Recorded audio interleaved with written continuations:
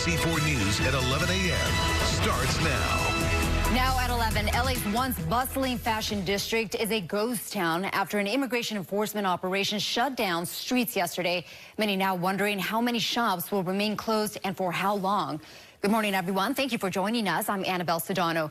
This morning, one of the vendors we spoke to estimated only 40% of businesses are open after yesterday's operation. And they want the community to know they need your business. NBC4's Lauren Coronado has the latest. Vendors I've talked with say far fewer people showed up for work today. In fact, just across the street, you'll see a few of those storefronts not even open at this hour. Normally, they would be, according to the business owners I've talked with. And check out this intersection. It was just around this time officers had it blocked. And this isn't the first time this area has been targeted. And business owners tell me they worry there'll be another big dip in business.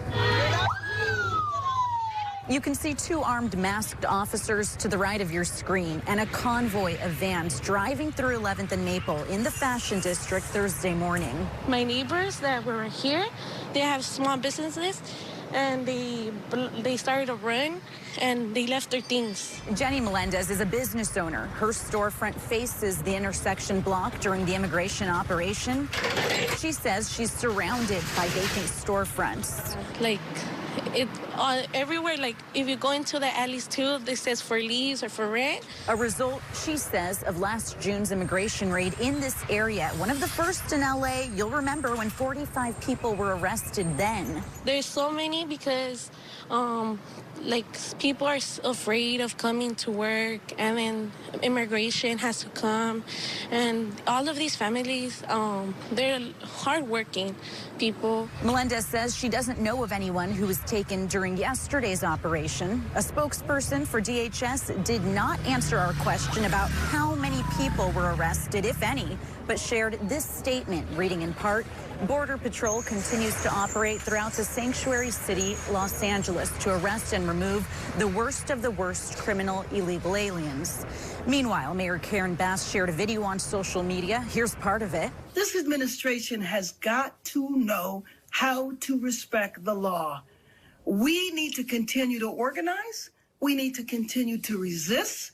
We also need to make sure we never play into their hands. And a lot of business owners who did show up to work today say they want people to know they're still open here in the Fashion District, and they're asking for the community's support. We'll have much more on this throughout the day. Reporting in the Fashion District, I'm Lauren Coronado, NBC4 News.